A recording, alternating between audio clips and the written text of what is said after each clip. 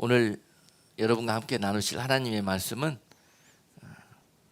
고린도후서 5장 17절로 6장 2절까지 말씀입니다. 천천히 한 목소리로 합독하겠습니다. 그런즉 누구든지 그리스도 안에 있으면 새로운 피조물이라. 이전 것은 지나갔으니 보라 새 것이 되었도다.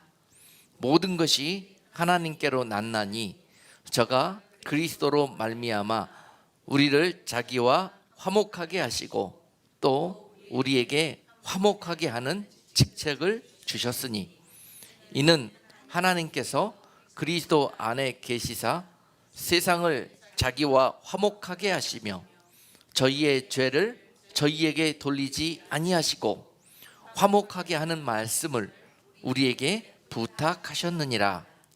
이러므로 우리가 그리스도를 대신하여 사신이 되어 하나님이 우리로 너희를 권면하시는 것 같이 그리스도를 대신하여 간구하노니 너희는 하나님과 화목하라.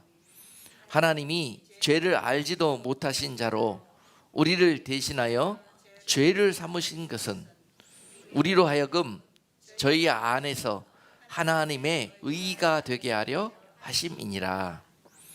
우리가 하나님과 함께 일하는 자로서 너희를 권하노니 하나님의 은혜를 헛되이 받지 말라. 가라사대 내가 은혜 베풀 때에 너를 듣고 구원의 날에 너를 도왔다 하셨으니 보라 지금은 은혜 받을 만한 때요 보라 지금은 구원의 날이로다. 아멘. 오늘 본문 말씀으로 하나님의 은혜를 헛되이 받지 말라라는 제목으로 말씀을 증거하도록 하겠습니다. 은혜라는 말은 너무도 귀하고 너무도 많은 것들을 이 한 단어 안에 품고 있습니다. 세상에 은혜 아닌 것이 없고요. 성경에 처음부터 하나님이 이 세상을 지으실 때 그 하나님의 은혜가 우리에게 부은 바 되었는데 그 표현이 하나님이 세상을 지으실 때 사람을 몇 번째 지으셨습니까? 예? 여섯째 날에 마지막 날에 지으시고 안식에 들어가셨잖아요. 네. 사람을 왜 여섯째 날에 지으셨겠어요? 다 지으셔놓고 보기에 좋았더라 보기에 좋았더라 보기에 좋았더라 그러면서 사람을 지어놓고는 심히 좋았다 그러셨습니다. 여러분 이 우주와 모든 이 시간의 주인공은 누구냐면요 여러분들입니다. 여러분 하나님이 여러분들을 그렇게 지어 놓으셨어요. 그리고 여러분들이 여러분 덕에 사실 수 있도록 하나님이 태초부터 은혜를 이 땅 가운데 부어주시고 부어주셨는데요 이 모든 것들이 다 은혜입니다. 그래서 여러분들이 이 땅에 살기에 부족함이 없도록 하나님은 세상에 하늘도 지으시고 물과 공기도 지으시고 모든 동물과 물고기도 지으시고 식물과 나무들과 열매들도 지으시고 채소들도 지으시고 다 여러분들에게 은혜 베푸시기 위해서 그리고 다 지어 놓으시고 그 다음에 여러분들을 지으신 거예요. 그래서 여섯째 날에 여러분들이 지어짐을 받게 된 겁니다. 이 모든 것이 다 하나님의 은혜예요. 여러분들은 그런 하나님의 은혜를 받으신 분들이고 받기 합당하신 분들입니다. 오늘 그 은혜를 회복하셔서 이 세상을 하나님의 뜻대로 승리하시고 살아가시는 여러분 모두가 될 수 있기를 주님의 이름으로 축복합니다. 궁극적으로 이 은혜라는 단어는 하나님께서 이 은혜로 여러분들을 이 땅에 보내셨는데 불구하고 이 은혜를 헛되이 쓰다가 이 은혜를 깨닫지도 못하고 살다가 은혜에서 벗어나 죄를 짓게 되었단 말입니다. 그래서 영원토록 멸망하고 죽을 수밖에 없는 그런 죄인으로 살게 되었단 말입니다. 그런 우리들을 영원히 책망하지 않고 버려두지 않고 하나님은 또 다른 은혜를 부어주셨는데요 그것이 죽을 수밖에 없었던 우리를 살리시겠다고 하신 것이 하나님의 은혜시다는 거예요.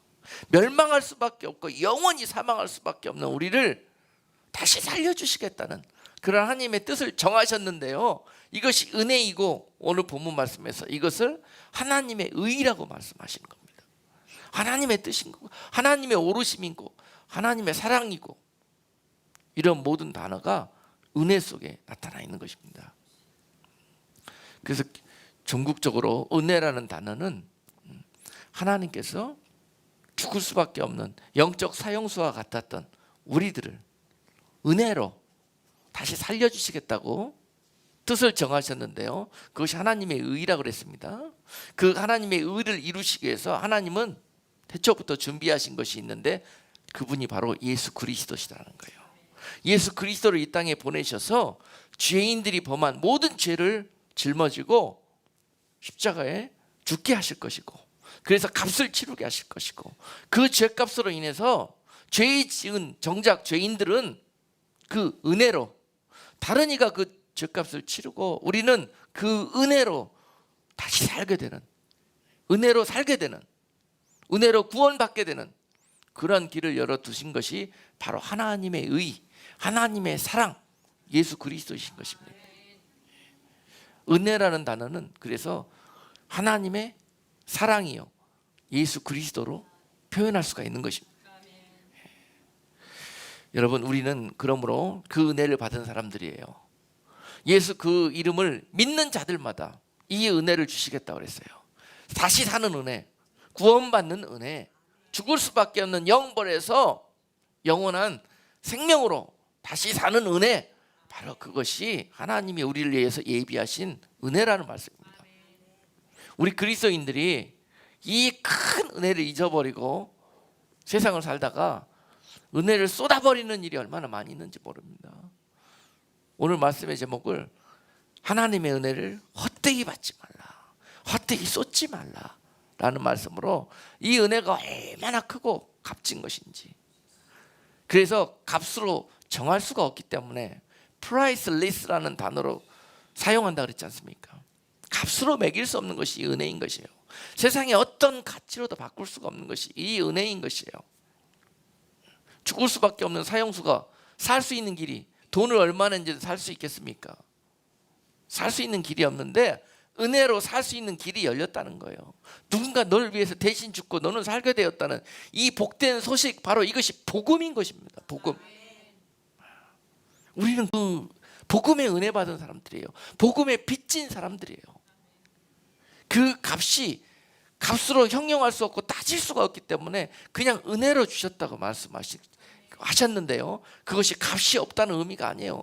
무가치하다는 의미가 아닙니다.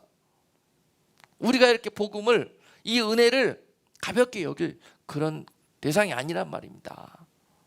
소중히 간직하고, 한번 이 은혜를 받는 것은 너무 힘든데요, 쏟아버리는 것은 너무 쉽습니다. 그래서 이것을 소중히 간직하는 자들마다 그 의미를 오늘 깨닫고 돌아가셔서 끝내 이 은혜에 붙들고 이 은혜 가운데 계시는 주님과 날마다 사랑하고 동행하시는 여러분 모두가 되시기를 주님의 이름으로 축복합니다. 우리는 1만 달란트 빚진 자들입니다. 1만 달란트도 성경에서 돈으로 환산하고 따질 수 있는 그런 이 단위가 아니에요. 1만 달란트는 세상의 모든 재화와 가치를 의미하는 것입니다. 하나님께서 우리를 살리시기 위해서 우리가 살기에 필요한 그 값을 1만 달란트를 탕감해주고 용서해주고 은혜로 살려주셨는데요, 우리는 나가서 100데나리온 가지고 우리가 은혜를 쏟아버린다고 합니다. 우리도 그 받은 사랑과 은혜로 나가서 살아야 될 것인데, 나가서는 은혜 없이, 사랑 없이, 용서 없이, 베품 없이, 섬김 없이 100데나리온 갖고도 치고받고 싸우고 상처받고 용서하지 못하고 하는 이런 삶을 살고 있는 우리들에게 너희 은혜 받은 자로서 은혜를 헛되이 쏟지 말라는 거예요. 그 은혜가 너희를 통해서 세상을 향해서 흘러가게, 그런 하나님의 뜻을 가지고 너희에게 은혜 베풀었다는 것입니다. 오늘 본문을, 그 사실을 가지고 너희를 하나님의 대사라고 그랬어요. 그리스도의 대사, 이 복된 소식과 은혜와 사랑을 가지고 세상에 나가서 그걸 흘려보내고 전하고 하나님의 나라와 사랑과 은혜를 그들을 통해서 알게 하는 그런 대사 역할을 하는 것. 엠베서더, 그리스도의 사신이라고 표현하고 있습니다. 그런 목적을 가지고 우리에게 먼저 은혜 베풀어 주시고 먼저 살려주시고, 할렐루야, 이런 사명을 우리에게 맡겨주신 것입니다. 이게 은혜 받은 자들의 1만 달란트 빚진 자들의 세상에 나가서 살아가야 될 그런 자세인 것이에요. 아멘. 그래서 은혜라는 말 안에는 너무 더 귀하고 너무 더 아름다운 것들이 많이 있는데 우리가 이것을 너무 오랫동안 잊고 살아서 은혜 없는 모습으로 그렇게 살았던 지난 날을 돌아보면서 오늘 말씀을 듣는 가운데 하나님께서 은혜로 가득 다시 채워주시고 회복시켜 주시기를 원합니다.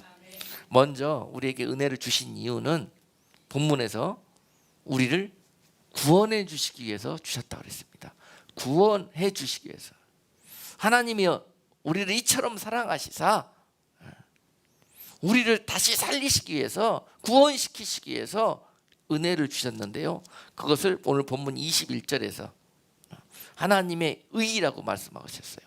그 예수 그리스도를 통해서 하나님의 의로 대가를 치르게 하시고 그 이름을 믿고 그 사실을 믿는 자들마다 다시 살게 해주시는, 영적으로 죽음에서 생명으로 다시 사는 그런 영적 사면을 해주셨다 하는 이야기입니다.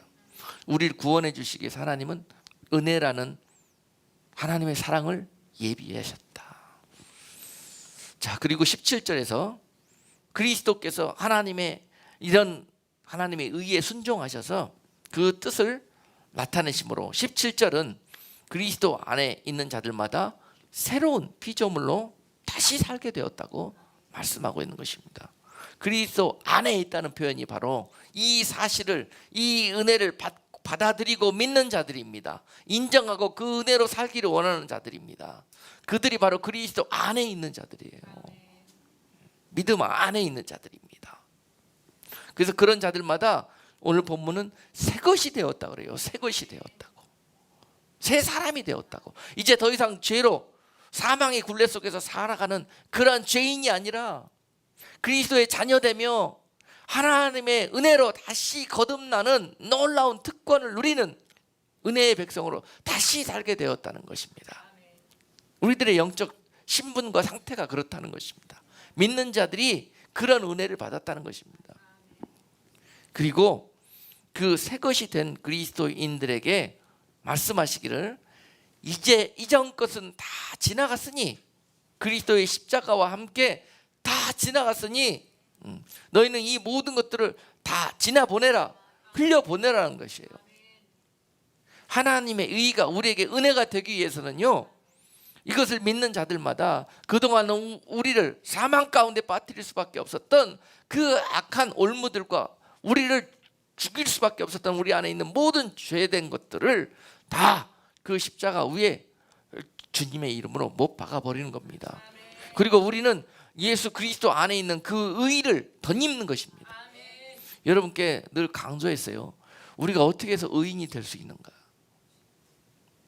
우리가 의인이 될 수 있는 유일한 길은, 세상에서 아무리 착하고 선한 일 한다고 의인이 되느냐? 성경적으로는 그렇지 않습니다. 윤리적으로 도덕적으로는 그렇게 될 수 있겠으나 성경적으로는요, 의인이 될 수 있는 유일한 길은 흠없고 완전하신 예수 그리스도를 내 안에 모시는 것입니다. 그래서 우리는 의인이 되는 건데요, 우리는 예수 그리스도를 우리 안에 모시기 위해서 어떤 작업이 필요하냐면은 그 순간에 우리의 모든 지난 시간들, 흘려보내고 버려야 될 것들, 잘라내야 될 것들을 예수 그리스도께 은혜로 그냥 떠넘겨버리는 거예요. 이게 전가시킨다고 그래요. 우리 죄를 예수 그리스도께 전가시키고 예수 그리스도 안에 있는 의를 우리한테 받아 모시는 거예요. 이것이 바로 그리스도 안에 있게 되는 것이고 그리스도 안에 있는 약속을 믿는 것입니다. 이것을 믿고, 참 죄송하지만 우리의 모든 이 허물과 죄를 예수님께 다 떠넘겨버리는 것, 그걸 예수님을 믿는 것이에요. 이것을 우리 안에서 다 몰아내고 우리 안에서 흘려보내버리는 것이라고 오늘 본문은 말씀하고 있는 거예요. 그러므로 예수 안에 있는 자들은 이제로부터 정죄함이 없어요.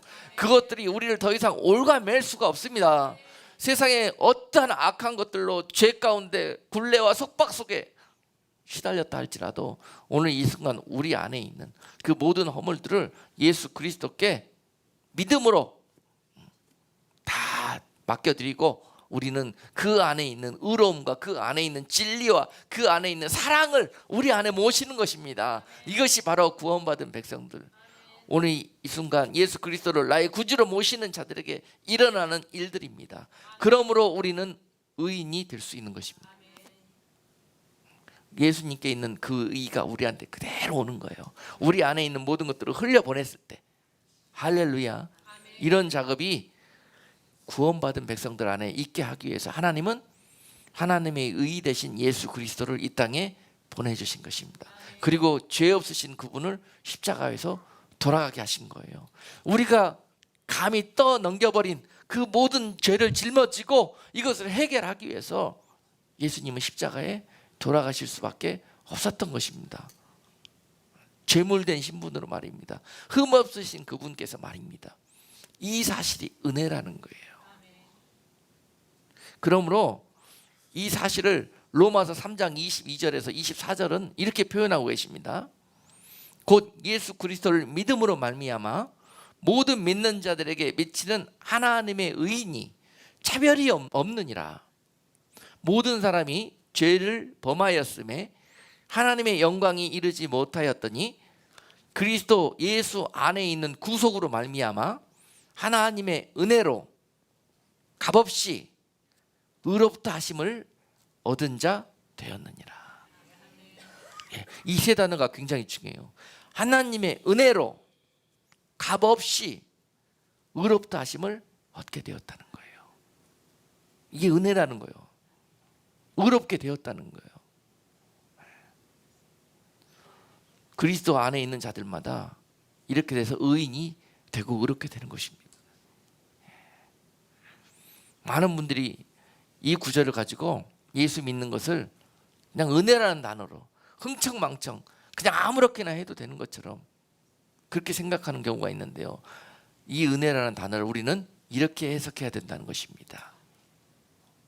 얼마나 많은 귀한 은혜가 이 구절 안에 있는지 몰라요. 이 모든 것들을 값없이 우리에게 주시면서 우리가 의로워질 수 있는 이유가 하나도 없는데 그분의 의로 우리를 의롭다 일컬어 주시는 것입니다. 우리가 이런 마음으로 하나님 앞에 나가고 예수 그리스도를 믿는 믿음으로 나아가야 될 것입니다.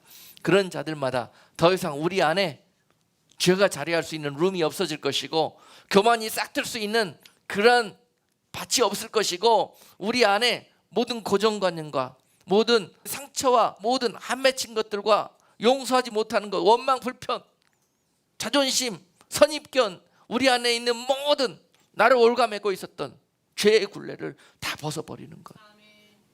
예수 안에 있는 자들에게는 이런 모습이 나타난다는 것입니다. 의로워진 하나님의 자녀에게는 이런 모습들이 회복된다는 것입니다.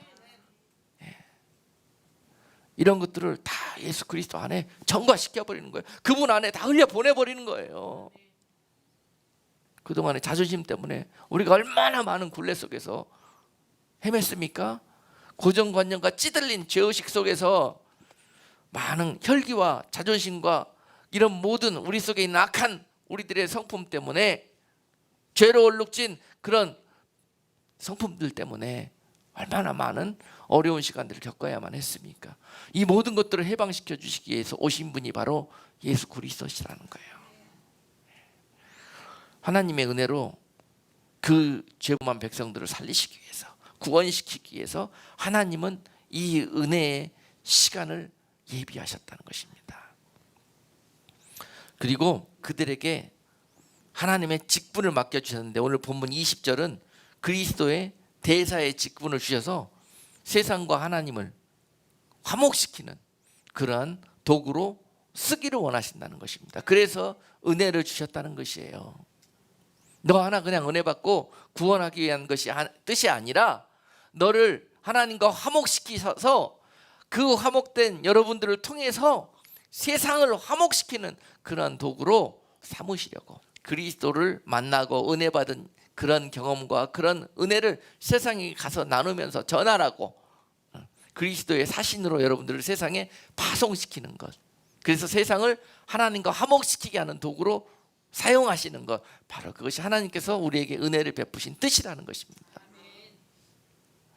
그래서 이런 부분들을 사도 바울은 고린도후서 2장 15절에서 이렇게 표현했습니다. 그리스도의 향기라고요. 우리는 구원 얻는 자들에게나 망하는 자들에게나 하나님 앞에서 그리스도의 향기라. 나가서 향기를 바라는 거예요. 은혜 받은 은혜의 향기를 세상을 향해서 바라는 것이 1만 달란트 빚진 자들이 주님 앞에 가져야 될 마음가짐이라는 것입니다. 여러분, 백합화가 향기를 내기 위해서 찢기고 상하여 그 향기가 온 사람에게 진동하듯이요, 그 찢기운 백합화는 예수 그리스도시지 않습니까?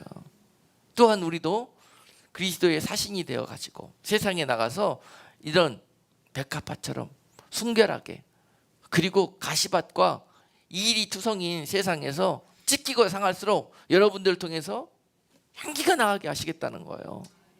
향기가. 여러분, 하나님의 은혜 받은 자들, 하나님의 의 가운데 있는 분들은요, 세상에 나가서 치이고 상처받고 공격받고 이런 일들을 당할 때요, 분과 악독이 나가는 게 아니라요, 향기가 나. 이런 은혜가 여러분께 있기를 주님의 이름으로 축복합니다. 세상 사람들처럼 이 사람이 나 멱 잡으면 나도 같이 함께 잡는 게 아니라, 아멘. 오른뺨을 때리면 왼뺨을 돌려대라. 아멘. 이것이 바로 그리스도의 향기예요. 성경은 제사를 말씀하실 때 제물을 태워서 드리는 제사가 있어요. 이걸 화제라 그래요. 근데 그 제물을 태워서 드릴 때 하나님이 태우는 냄새를 맡으시고 이거를 스윗 스멜링 아로마라 그래요. 아름다운 향기라고 그렇게 들으셔요. 아니, 짐승을 태워가지고 이 역겨운 타는 냄새를 하나님이 그 냄새를 맡으시고 아름다운 향기래요. 향기. 피 냄새를 맡으시고 아름다운 향기래요. 향기. 왜 그렇게 표현하셨겠어요?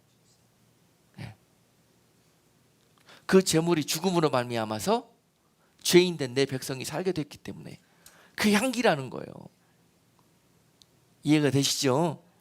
그래서 예수 그리스도께서 그 고통 가운데 십자가에서 돌아가실 때도 하나님은 그 사실을 아름다운 향기라고 받아들였을 것입니다. 왜냐? 그 죽음으로 인해서 죄범한 많은 백성들이 살게 되었기에.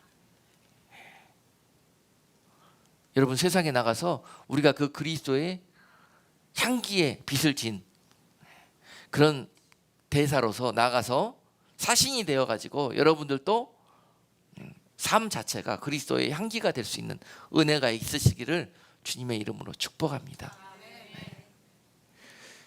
밟히면 밟힐수록, 당하면 당할수록 더 향기가 진동하시는 여러분 될 수 있기를 주님의 이름으로 축복합니다. 그러므로 많은 사람들이 다시 살게 될 거예요. 하나님의 은혜를 맛보게 될 거예요. 그리고 여러분들 통해서 하나님의 나라를 보게 될 것입니다. 이런 계획을 가지시고 먼저 여러분들에게 은혜를 베풀어 주셨다는 거예요. 그리고 사도 바울은 또한 고린도후서 3장 3절에서 이렇게 표현했어요. 그러한 우리들의 신분을 그리스도의 편지라고요. 그리스도의 편지. 너희는 우리로 말미암아 나타난 그리스도의 편지니 이는 먹으로 쓴 것이 아니요 오직 살아계신 하나님의 영으로 한 것이며 또 돌비에 쓴 것이 아니요 오직 육의 신비에 한 것이라. 여러분들이 또한 그리스도의 편지랍니다. 편지. 여러분 주님과 한번 사랑의 일기를 한번 써봐요. 예? 날마다 쓰는데 사랑 일기를 쓰는 거야. 주님과 오늘 하나님이 나에게 어떤 은혜를 주셨다, 참 어떤 응답을 주셨다, 참 숨쉬는 거 하나까지도 하나님이 나를 기억해 주신다 하는 이런 모든 기록을 가지고 그 편지를 세상에 나가서 전한 것입니다. 이 좋으신, 이 은혜가 많으신, 이 사랑이 많으신, 한이 없으신 바로 그분을 여러분도 믿고 그분과 화목하라고 그렇게 증거하는 그러한 은혜를 주시는 것입니다. 그리스도의 편지, 여러분 인생 자체가 하나님이 주신 은혜의 간증이요 그리스도의 편지의 역사가 될 수 있기를 주님의 이름으로 축복합니다. 이 좋은 은혜를 우리가 왜 지켜내지를 못하는 것인가? 왜 지켜내지 못하고 그냥 오늘 받은 은혜 내일 견디지 못하고 쏟아버리게 되는 것인가? 많은 사람들이 방심해요. 이제 은혜 받으면은 끝났다고 생각해요. 한번 응답 받으면은 이것으로 끝이라고 생각합니다. 그러다가 쏟아버리고 놓쳐버리게 되는 것입니다. 그래서 큰 응답이 있은 후에나 또는 큰 승리를 거둔 후에 하나님의 은혜로 이길 수 없는 싸움에서 이기게 되고 정말 해결될 수 없는 이런 모든 일들 가운데 기도하다가 하나님의 은혜로 응답을 받게 되었어요. 해결되었어요. 이러고 난 것이 끝이 아니라는 거예요. 그것을 지켜내고 그 은혜 가운데 살아가는 것, 은혜를 주신 목적이라는 것입니다. 그런데 그것으로 끝나버리고 방심해서 거기에 멈춘다면 바로 그 은혜는 쏟아져 버린다는 거예요. 지키는 것이 더 중요하다고 그랬습니다. 그래서 이사야서 38장 39장에 보시면은 히스기야의 이야기가 나와요. 히스기야가 어떻게 했습니까? 죽을 병에 걸려가지고 하나님 앞에 기도하다가 큰 응답을 받게 됐죠. 죽을 수밖에 없는 그가 다시 살게 되고 15년을 더 살게 됐습니다. 은혜지요. 벽을 마주하고 하나님 앞에 간절히 기도하는 가운데 그에게 하나님의 은혜가 임했습니다. 네가 더 15년을 살게 될 것이다 라는 응답을 얻게 되었어요. 그런데요, 그가 그 은혜를 받고 정말 그 간절한 마음으로 부르짖고 은혜를 구할 때는 언제고 낫게 되니까 들어갈 때하고 나올 때하고 생각이 왜 이렇게 다른지 몰라요. 낫고 나니까 생각이 방심하고 흐리멍텅해지고 또 옛날과 다름없이 살아요. 은혜 받은 자의 모습이 아니에요. 여전히 죄짓고 여전히 옛날처럼 옛 습관을 쫓아가고 은혜 가운데 내 있는 것들을 다 흘려보내지 못하고 다시 옛날로 돌아가 버리네요. 그가 은혜 받고 난 후에 한 일이라고는 보니까 교만해서 사람들을 의식하고 사람들에게 자기를 드러내는 일을 하는 거. 바벨론 사절단이 찾아오니까 그가 아팠다는 소식 들고 조문이 아니죠, 병문안 온 그들에게 자기가 아직 망하지 않았다고, 자기는 아직 건재하다고 그들에게 자신의 육적인 것들을 자랑하고 드러냅니다. 보여줍니다. 그러다가 나중에 결국은 바벨론이 쳐들어와 가지고 보여준 것들을 싹 뺏어가 버렸습니다. 싹 뺏어가 버렸어요. 그리고 난 다음에 또 한 가지 그가 은혜 받고 난 후에 한 것이 딱 하나 자녀 낳은 거예요. 므낫세라는 유다 역사상 가장 악했던 그런 아들을 낳은 거. 딱 두 가지밖에. 은혜 받고 그 은혜 가운데 그 백성들에게 그리스도의 사신이 되고 그리스도의 향기가 되고 본이 되고 그리스도의 편지가 되어가지고 그 백성들을 믿음으로 은혜 가운데 인도하는 일을 해야 될 거 아닙니까? 그래서 은혜 베풀어 주시고 살려주신 거 아니겠어요? 그런데 그 은혜를 헛되이 받아가지고 결국 헛된 일만 하다가 마치는 것을 볼 수 있습니다. 그렇게 은혜는 받은 후에 방심하거나 쏟아버리기가 쉬워요. 이것을 의식적으로 이 은혜를 지켜가려는 그런 기도와 그런 정말 쉬지 않고 기도하는 모습, 깨어있는 모습이 없이는 쏟아버립니다. 은혜 받은 자들을 시기하고 질투하는, 아주 그 은혜를 빼앗아가고 도적질하려 가는 그 악한 원수 마귀가 지금도 은혜 받은 자들 주변을 서성이고 있어요. 어떻게 그 은혜를 빼앗아 버리고 쏟게 할까 말입니다. 깨어 있으셔야 돼요, 여러분. 술 취하고 방탕하다가는 그냥 쏟아버리게 됩니다. 그 위대한 선지자 엘리야도 마찬가지였지 않습니까? 열왕기상 18장 19장에 보시면은 엘리야가 그 유명한 갈멜산 전투에서 바알과 아세라의 선지자들 850명과 850대 1로 싸우지 않습니까? 생명을 담보로 싸우면서 이 850대 1의 싸움에서 하나님의 은혜로 승리하게 되었습니다. 큰 승리였어요. 기적이었습니다.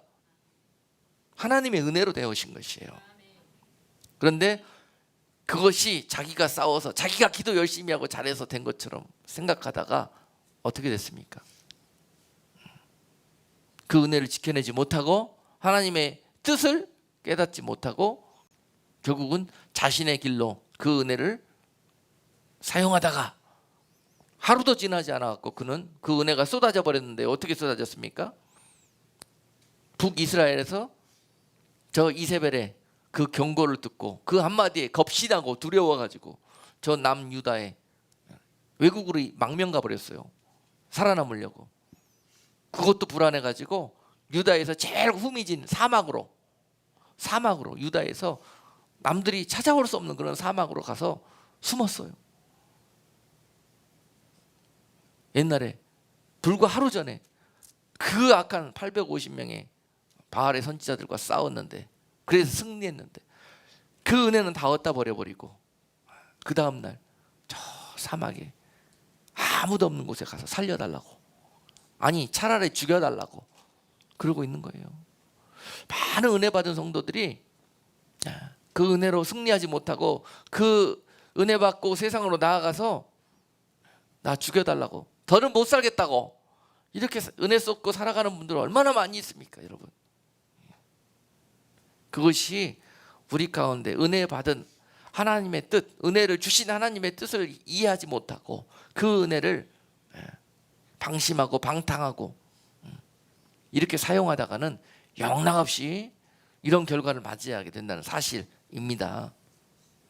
그러므로 항상 여러분 방심하지 마시고 늘 깨어서 이 은혜 쏟지 않고 잃어버리지 않으려고 항상 기도하고 주님 앞에 납작 엎드려서 가십시오. 네. 은혜 있을 때는 뭐든지 다 할 수 있습니다. 은혜로 다 되어질 수 있습니다. 저 요단강을 건너서 가나안에 들어가야 되는데요, 그 요단강 안에 은혜가 찰랑찰랑 넘쳐 있을 때는 그 위로 믿음의 배를 띄워서 가나안으로 언제든지 들어갈 수가 있어요. 그런데 은혜가 떨어지면은요, 그 강물이 말라버리고 그 강물에 있는 모든 바닥에 크고 작은 돌기들이 다 드러나는 거예요. 그 암초들이 드러나요. 내 안에서 은혜가 떨어지면은 다 드러나요. 다시 버려지고 다 지나버리고 청산했던 은혜 가운데 다 정리하고 청산했던 것처럼 알았는데 은혜가 떨어져 보니까 내 안에 영락없이 다 드러나. 내 성품이, 내 혈기가, 내 교만이, 내 자존심이, 부서지지 않는 내 속에 내 자아가 다 드러나 버려요. 은혜 떨어지니까요. 은혜 쏟아버리니까요. 믿음의 배가 도대체 한 걸음도 나갈 수가 없어요. 이 장애물들 때문에. 여러분, 은혜를 쏟아버리면 우리 안에 이런 일들이 벌어집니다. 믿음으로 하루도 살 수 없어요. 아무것도 믿음으로 할 수가 없습니다. 이유는 뭐냐? 은혜를 다 쏟아버렸기 때문에 그래요. 말라버렸기 때문에 그래요. 바닥이 다 드러나버렸기 때문에 그래요. 어떻게 해결해야 되겠습니까? 다시 채워야 될 거 아닙니까? 다시 은혜를 채워야 돼요. 쏟아버리기는 쉬워도 다시 채우려면 너무 힘들어요, 여러분. 그러니까 죽으면 죽으리라 하는 그런 결단 마음 가지고 결단코 은혜 없었던 옛 사람의 모습으로 돌아가지 않아야 되겠다고 여러분 살면서 날마다 투쟁해야 되는 거예요. 이 영적 싸움인 것입니다. 이것이 은혜를 빼앗아가기 위해서 날마다 오는 사자처럼 공격하는 그런 것들과의 영적 싸움인 거예요. 우리의 삶이. 이것을 깨닫지 못하고 방심하고 방탕하게 살다가는 여러분 은혜, 천하의 엘리야도 하루를 못 지켰어요. 하물며 우리가 얼마를 지킬 수가 있겠어요. 그동안은 우리가 은혜롭게 살지 못했던 이유였습니다. 이제 그 사실을 명심하고 여러분 항상 은혜를 지키는 일에 더 최선을 다하시는 여러분 되시기를 주님의 이름으로 축복합니다. 때로는요 하나님께서 사랑하는 자들에게 태초부터 은혜를 예비하시고 부으신다고 그랬지 않습니까? 그런데 믿음으로 살고 그들을 영원한 생명으로 구원해 가시기 위해서 하나님은 은혜라는 그런 사랑을 막 부어주시는 거예요 그들에게. 그런데 그러시다가도 어느 순간에 우리 인생에서 그 은혜를 말리우는 때가 있어요. 마치 은혜가 말라버린 것 같은 그런 시간들을 겪게 될 때가 있습니다. 그때가 언제냐면은 우리가 익어질 때예요. 익어질 때.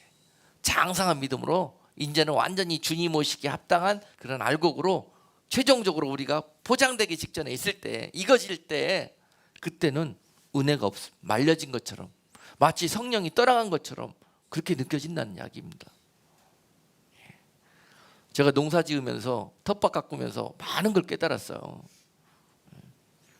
수박, 참외 더 크고 더 상품성 있게 키워보려고 막 은혜, 물이지 않습니까? 양분이지 않습니까? 막 줬어요. 막 줬더니 막 은혜를 받아가지고 막 커요. 막 크고 정말로 맛있게 생겼어. 잘 컸어요. 근데 정령코 따가지고 먹어봤더니 맛이 없어. 물수박이에요. 물참외야. 그리고 놔뒀더니요 나눠주려고 이제 따서 놔뒀어요. 나눠줄 때 되니까는 다 골아가네요. 썩어가요. 물이 너무 많아. 안에 당도도 없어. 저장성도 없어. 휙 썩어버려. 은혜를 너무 많이 줘도 그렇게 됐더라고요. 하나님께서 은혜를 말리시는 것도 다 은혜입니다. 은혜를 말리실 때는 그게 은혜인 거예요. 우리에게 항상 줘야만 은혜가 아니에요. 여러분 아셨죠? 이런 원리 속에서 하나님도 이제 우리가 영적으로 익어갈 때가 되면은요 어떤 고난이라는 것들을 통해서 어떤 우리 인생 가운데 삶에 우리가 원치 않았던 그런 이런 일들을 통해서 하나님은 우리 속에 마치 은혜를 뺏어간 것 같지만은요 또 다른 은혜를 주시는 거예요. 진짜 읽는 데 필요한, 단맛을 내는 데 필요한, 알곡으로 충실하게 알이 차는 데 필요한 그런 은혜를 주시는 거예요. 말리운 게 아닙니다. 뺏어간 게 아닙니다. 넘어졌다고? 실패했다고? 그것이 아니라는 거예요. 그 속에 은혜가 있어요. 잘 찾아보셔요 여러분. 그래서 그런 때는 여러분 인내가 필요해요. 인내와 절제는요 믿음보다 더 훨씬 더 상위 레벨에 있는 영적 단계입니다. 베드로후서 1장 5절에서 7절까지 말씀에서 베드로 사도가 이런 하나님의 은혜의 원리를 깨닫고 믿음의 자녀들에게 이렇게 권면을 주셔요. 이러므로 너희가 더욱 힘써 너희 믿음의 덕을, 덕의 지식을, 지식의 절제를, 절제의 인내를, 인내의 경건을, 경건의 형제 우애를, 형제 우애의 사랑을 공급하라 라는 권면을 주십니다. 여러분 믿음보다 훨씬 덕과 하나님을 온전히 아는 지식과 또 그것보다 더 높은 영적인 단계는요 절제이고요 더 높은 단계는 인내하는 것이에요. 하나님의 약속을 바라보면서 그 은혜가 없어진 것 같은 그 시간들을 인내하며 견뎌내면서 또 다른 하나님의 은혜를 소망하면서 나아갈 수 있는 힘, 바로 그것이 은혜입니다. 인내예요. 인내. 이 절제와 인내에 대해서 얼마나 이 하나님의 은혜를 지켜가는데 필요한 덕목인지 몰라요. 우리 안에서. 절제는 브레이크입니다. 한마디로 얘기해서 브레이크. 여러분 믿음 있다고 은혜 받았다고 펄펄거리면서 다니다가 어떻게 됩니까? 영락없이 돌뿌리 만나고 영락없이 뭐해서 그냥 깨끗하게 은혜를 쏟아요. 여러분 브레이크 없는 자동차 탄 기분 어떠실 것 같아요? 하나님이 보시기에 우리 보면서 야, 너 꼭 브레이크 없는 차 같다. 응? 위태롭잖아요. 좀 알았다고? 좀 사람들이 좀 믿음 있다고 그러니까는 브레이크 없는 차처럼 막 달려다녀요. 참 은혜롭게 보이잖아요. 근데 하나님 위태롭게 보인단 말입니다. 위태롭게. 브레이크. 이 절제라는 브레이크를 영적으로 우리 안에 무장하는 건 너무너무 중요한 일입니다. 브레이크. 절제. 쓰는 것도 잘 써야 돼요. 브레이크를 밟아야 될 때가 있고 브레이크를 놓아야 될 때가 있어요. 은혜예요, 은혜. 언제 밟아야 되겠습니까?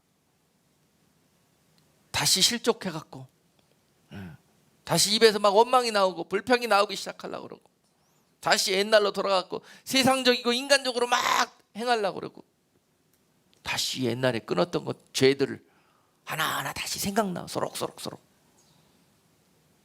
이럴 때 뭘 사용해야 된다고요? 브레이크. 밟아야 돼요. 이럴 때는. 거꾸로 하는 사람들이 있어. 밟아야 될 때는 놓고 놓아야 될 때는 밟어. 거꾸로 하는 사람들이 있더라고요. 이렇게 되면 어떻게 됩니까? 사고 나는 거예요. 사고 나. 잘못하고 졸다가 이런 일이 벌어져요. 에? 졸면은 그래.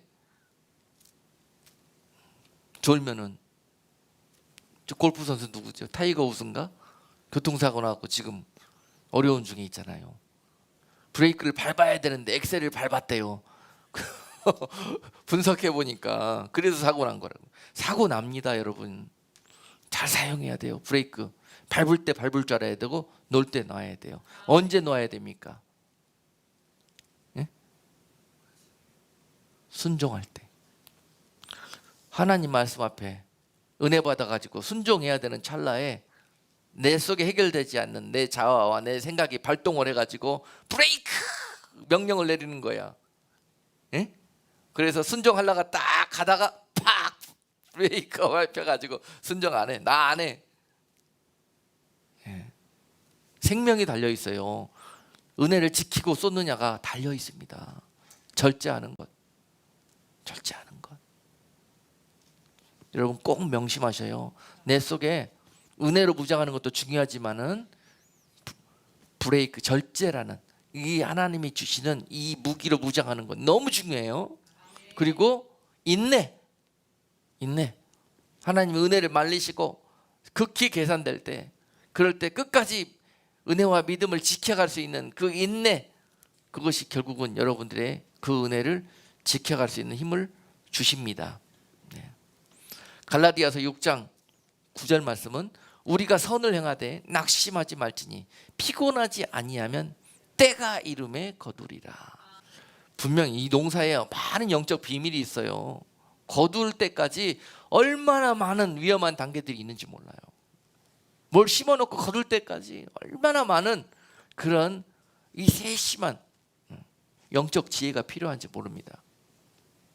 심어만 놓으면은 그냥 때 되면 저절로 열리겠지 하는 사람은 나중에 따먹을 게 하나도 없습니다. 먹으려고 봤더니 맛도 없고 먹으려고 봤더니 안에는 다 벌레 쓸어 있고 아무것도. 미련한 사람이에요. 미련한 농부예요. 영적 농사도 지혜롭게 질 수 있어야 합니다. 우리가 선을 행하되 우리가 은혜로 구원을 얻었어요.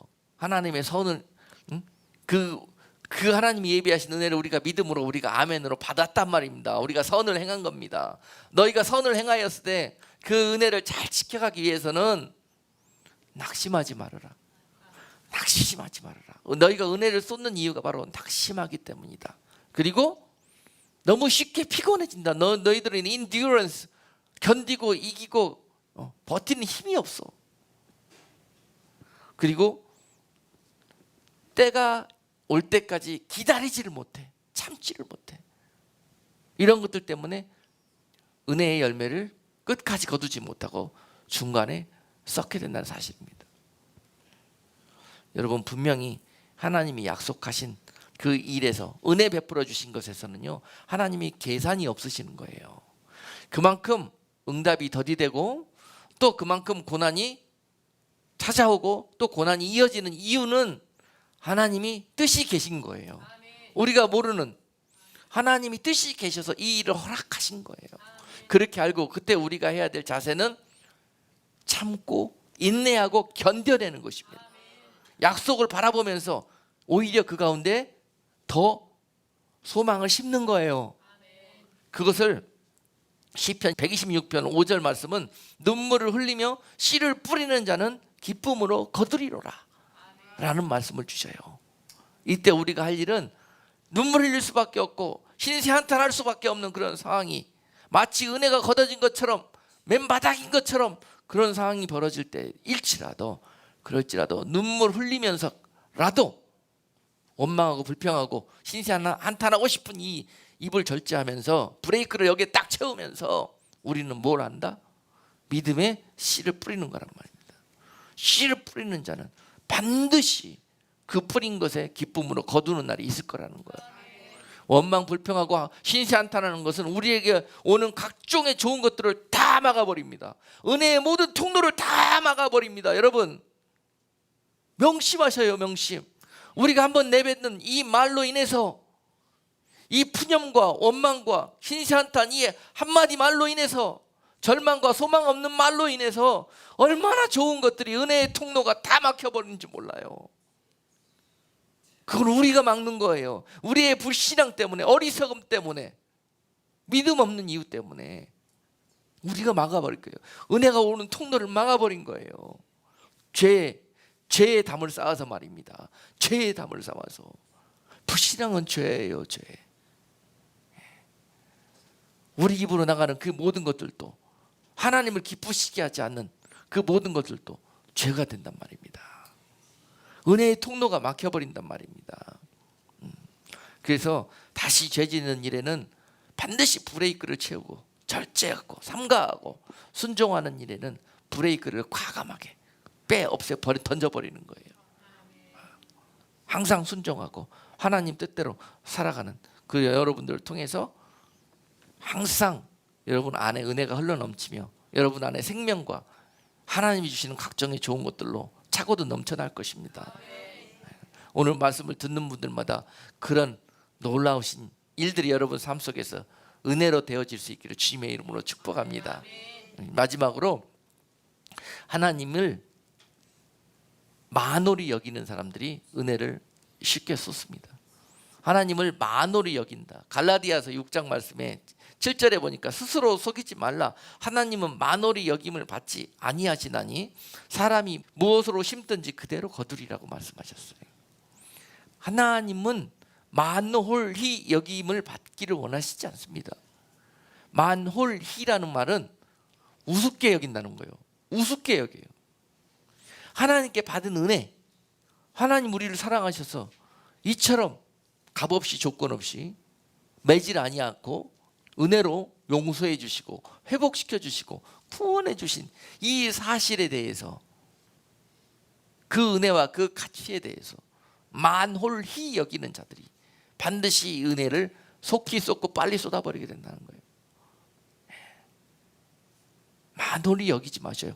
하나님께서 주신 은혜에 대해서 여러분 항상 감사하고 항상 그 은혜를 쏟지 않겠다는 그 중심을 가지고 행여도 만홀히 여겨서 경히 여겨서 우습게 여겨서 이것을 속히 잃어버리는 어리석은 자들 다 되지 마시고요.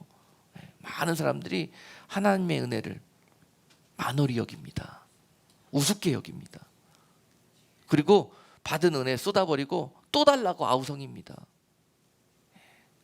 만홀히 여기기 때문에 그래요.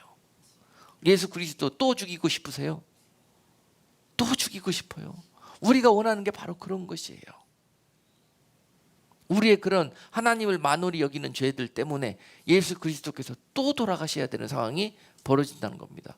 그러나 다시 오실 예수 그리스도는 또 우리의 죄를 위해서 죽으러 오시는 분이 아니에요. 하나님을 만홀히 여기며 그 은혜를 받고 살았으면서도 불구하고 이렇게 허망한 삶을 살은 자들을 심판하시기 위해서 오신단 말입니다. 다시 오실 예수 그리스도는 죄로 다시 우리를 위해서 죽어주시기 위해서 오시는 것이 아니라 죄인들을 심판하시기 위해서 심판의 왕으로 이 땅에 오신다는 사실이에요. 그걸 명심해야 돼요. 하나님을 만으로 여기는 사람들은 이 사실을 경히 여깁니다. 하나님은 은혜의 하나님이니까, 사랑의 하나님이니까 오시면 또 우리를 용서해 주시겠지 하면서 만으로 여기고 자기의 소의대로 마음대로 그렇게 또 죄짓고 은혜 받은 자로 빚을 갚기는커녕 그렇게 산다는 것입니다. 그런 자들마다 주님 다시 오시는 날에 악인이라는 칭함을 얻게 될 것이고, 이 은혜를 끝까지 소중히 지켜내면서 하나님의 의를 내 삶에서, 내 믿음 안에서 끝까지 이루어 가신 사람들, 그래서 바로 이들이 바로 의인이라 칭함을 얻게 될 것입니다. 꼭 명심하셔요. 여러분, 하나님은 여러분께 만홀히 여김을 받기에 합당한 분이 아닙니다. 우리의 창조주시고, 하나님은 지엄하시고 존엄하시고 거룩하시고 감히 우리가 바라볼 수 없는 그런 분이십니다. 그런 분이니 우리를 찾아와서 바라봐 주신 거예요. 여러분, 이 나라 임금이 와가지고 한번 만나주는 것도 우리에게 영광이라고 그러는데요, 가문의 영광이라고 사진 찍어서 벽에다 붙여놓는데, 그 거룩하신 창조자 하나님께서 우리에게 은혜로 찾아와서 우리를 만나주셨는데요, 왜 이것을 이렇게 귀히 여기지 않느냐 말입니다. 오늘 본문 6장 2절에서 마지막으로 보라 지금은 은혜 받을 만한 때요, 보라 지금은 구원의 날이로다. 이런 하나님의 약속이, 이런 하나님의 은혜가 마지막으로 피어리드가 지켜져야 되는 그런 시점에서 우리가 살고 있습니다. 그러니 그 은혜로 말미암아서 믿음의 선한 열매, 성령의 귀한 열매들 맺어야 될 때 아닙니까? 예, 그러므로 지금까지 우리가 겪었던 모든 악한 옛 사람의 옷, 죄의 옷, 정욕의 옷, 교만의 옷 다 청산하시고 오늘 다시 한번 의의 옷으로 갈아입으셔서 하나님께서 여러분들을 통해서 이 땅에 보내신 목적, 은혜로 구원해 주신 목적, 살려주신 목적, 용서해 주신 목적, 다시 평강 주신 목적, 여러분들을 불러서 그리스도의 사명 맡아서 세상에 보내신 목적, 이 모든 이 목적대로 세상에서 하나님의 놀라우신 은혜의 사명자로 살아가시는 여러분 모두가 될 수 있기를 주님의 이름으로 축복합니다. 기도하겠습니다. 하나님 아버지, 하나님께서 우리를 이처럼 사랑하시사 이 귀한 은혜로 하나님의 의를 행하셨는데 우리가 이것을 온전히 알지도 못하고 깨닫지도 못하고 분별하지도 못하므로 다시 쉽게 은혜를 쏟아버리고 은혜를 잃고 세상에서 마치 유리 방황하는 고아와 가부처럼 살았음을 고백합니다. 하나님, 죄인으로 의인의 삶을 살지 못하고 하나님을 실망시키며 염려시키는 삶을 살았습니다. 오늘 이 말씀을 듣는 자들마다 다시 하나님의 목적 가운데 돌아와서 하나님의 의를 이루는 복된 성도들 다 될 수 있도록 은혜 베풀어 주시옵소서. 예수 그리스도 이름으로 기도드리옵나이다. 아멘.